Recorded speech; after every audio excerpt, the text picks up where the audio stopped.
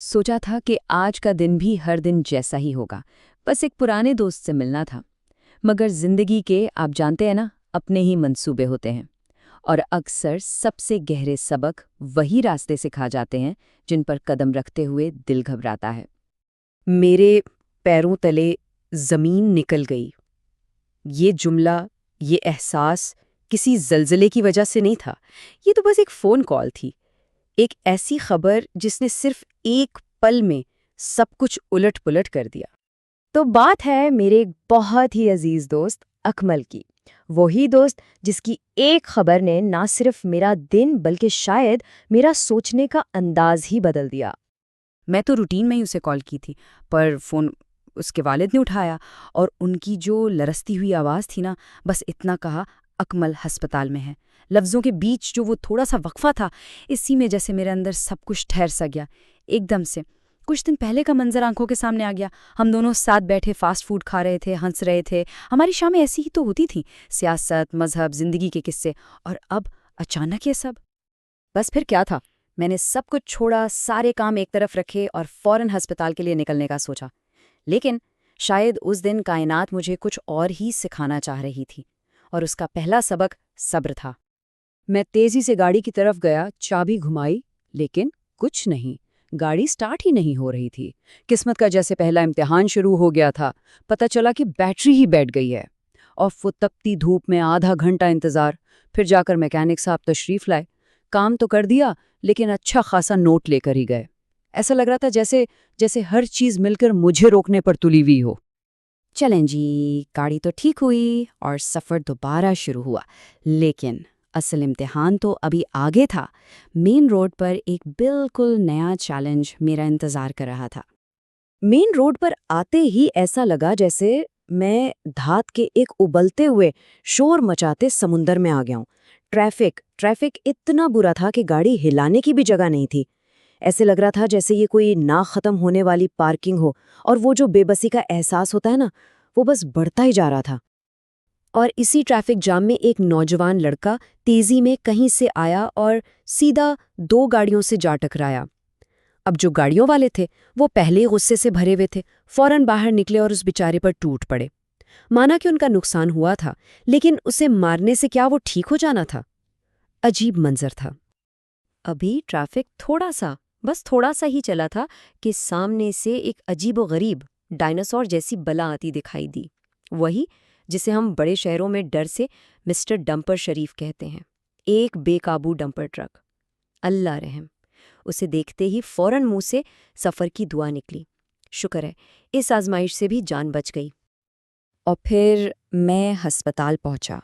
बाहर का सारा शोर अंदर आते ही एक अजीब सी बहुत गहरी खामोशी में बदल गया। अस्पताल का माहौल हमेशा से ही मुझे अजीब सा लगता है। वहाँ की इमारत, फर्नीचर, यहाँ तक कि हवा में जो एक मखसूस सी महक होती है, ऐसा लगता है जैसे दम घुट रहा हो। मैं अकमल के कमरे की तरफ चल पड़ा, और उस कॉरिडोर में न जाने कितनी ही कहानियां बिखरी हुई थीं। हर तरफ खौफ और दर्द से भरे चेहरे। कहीं एक माँ थी जिसकी गोद खाली थी, कहीं एक बाप था जो अपने जवान बेटे के हादसे को मान ही नहीं पा रहा था। तड़पते हुए मरीज, उनके लिए भागते दौड़ते लोग, और हर तरफ बस खामोश, गमज़दा चेहरे। फिर मैं अकमल के कमरे में दाखिल हुआ। उसने मुझे देखा और वही अपनी मखसूस मुस्कुराहट दी, लेकिन आज उस मुस्कुराहट में वो पहले जैसी बात नहीं थी। वो जिंदा दिली, वो खुशी गायब थी। बस एक दर्द था जो छुपाने की कोशिश कर रहा था। उसकी आंखों में एक डर सा था। पता चला कि फूड पॉइजनिंग हुई है। ये सुनते ही मेरे दिमाग में जैसे एक झटका सा लगा। अकमल हमेशा से ही खाने पीने के मामले में लापरवाह था, लेकिन जाहिर है ये वक्त नसीहतों का तो नहीं था।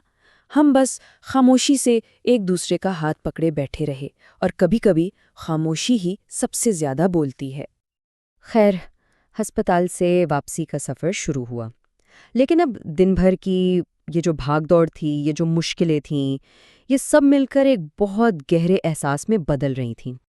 एक एक करके सब मंजर फिर से आंखों के सामने आ रहे थे। वो गाड़ी का खराब होना, ट्रैफिक का जाम, सड़क पर वो हादसा, फिर वो डंपर का खौफ, अस्पताल का वो गमगीन माहौल, लोगों की मजबूरियां। समझ आ रहा था कि ये सब कुछ बेमतलब नहीं था। इतना कुछ देखने के बाद, इतनी परेशानी के बाद, मेरे ज़हन में बस एक ही सवाल घूम रहा था कि हमें किसी नेमत की असल कदर आखिर होती कब है, कैसे होती है? और फिर मुझे अपने बुजुर्गों की वो बात याद आई कि जब किसी चीज़ की कदर करनी हो ना, तो बस कुछ देर के लिए ये सोच लो कि अगर वो तुम्हारे पास ना होती तो क्या होता। बस सब कुछ साफ हो जाता है। लोगों की तकलीफ़ें देखकर मुझे अपनी ज़िंदगी, अपनी हर नेमत बहुत कीमती लगने लगी और दिल से बस रब का शुक्र निकला। घर का सफ़र अब बस ख़त्म होने ही वाला था। दिन भी ढल रहा था, लेकिन लगता था जैसे इम्तिहान अभी बाकी था। मैं गाड़ी में बैठा ही था कि अचानक बहुत तेज बारिश शुरू हो गई।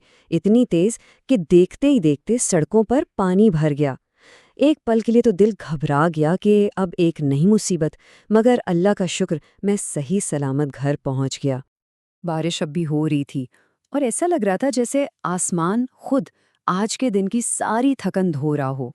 मैं बिस्तर पर जाकर लेटा तो एहसास हुआ कि आज मैंने सिर्फ एक सफ़र नहीं किया, बल्कि ज़िंदगी का एक बहुत गहरा सबक सीखा है कि कभी-कभी हमारे सफ़र में जो ये रुकावटें आती हैं ना, ये शायद इसलिए आती हैं ताकि हम रुककर सोचें कि हम वाकई कितने खुशकिस्मत हैं।